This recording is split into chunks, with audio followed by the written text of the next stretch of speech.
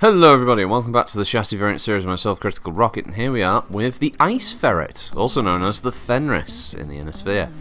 This is the first of the 45 tonners of the chassis variant series, and the Ice Ferret, there are two variants that you can build in MWO now with some of the new clan tech that was introduced, things like ATMs and heavy large lasers and the such.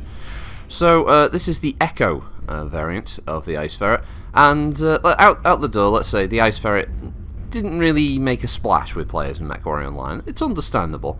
It wasn't the most well-equipped mech, wasn't the fastest, doesn't come with any jump jets, and it's not very, not very utility-wise effective in terms of using things like Guardian ECM and any of that sort of stuff. Plus, its profile, despite the fact it's 45 ton, doesn't mean it's a very big mech, but it's very boxy, so I think a lot of people felt that it would get killed very quickly from a lot of the direct fire damage builds that you've got, like laser vomit and Gauss rifles and stuff. I've always enjoyed it, personally, and I did like the Prime quite a lot, and the Echo version here is a little bit of an update. It has an ATM 9, which is pretty fun. I don't get many builds with ATMs for me personally, and a single ER medium and ER small. So on the weapon side, yes, it struggles a little bit, but combined with its speed and the fact that most people will probably disregard Ice Ferrets anyway, preferring other targets, you can do a fair amount. ATM 9 has an okay cycle time, and this is an unskilled Ice Ferret. I built this on the A body chassis, but you just need the right arm with 2 energy hardpoints and 1 missile in the left arm, and you're pretty much set to go. It's a fun build. I'll say it right out the bat. I quite enjoyed this. It's a fun little harasser. You can do a decent amount of damage, and skilled up, obviously, with the extra bit of speed you can get out of there, and probably a faster cycle time out of the weapons, you could probably do a fair amount of damage. I think I whacked in about 2, maybe 3 ton of ATM ammo as well, and the armor is pretty much max. There's not much left that isn't max on the legs and arms and stuff, so yeah, it's pretty decent. And most people aren't going to shoot the legs on Ice Ferret, so it's not like running other lighter mechs to begin with, because people aren't going to leg you, and they're mostly just going to shoot the body on Ice Ferrets.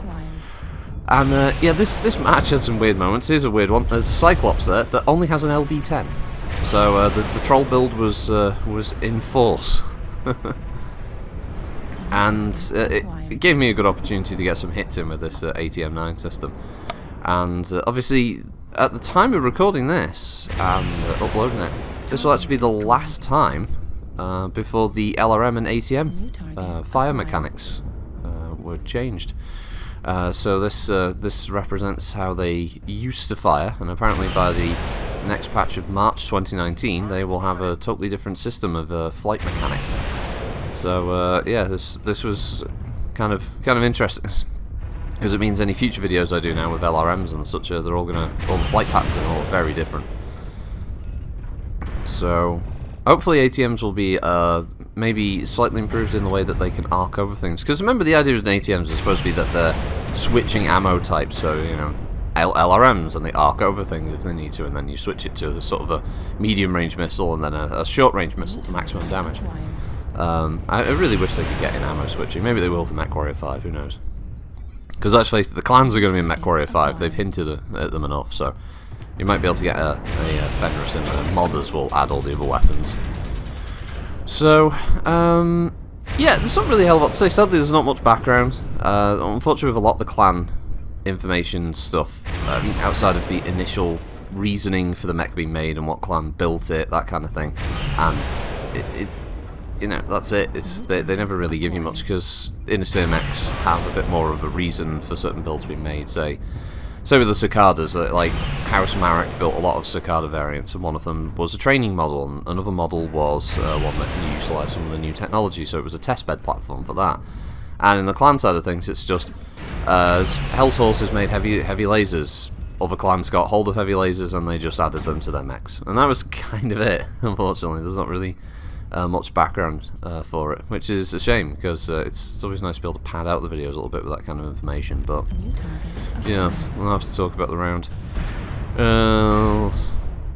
Yeah, this was a weird one. I felt that I did a decent amount of damage. It's you can tell it's going to go tits up now though, because there's an Atlas coming toward me, and then there's a dual Gauss mech, and it's panicky, and One of the big downsides of this build, and with a lot of Ice Ferrets or Fenris builds, is the arms, is where pretty much all of their weapons are, and if you blow the arm off, it loses 50% or sometimes more of its weapons, and that's me popped. And the rest of this round is weird.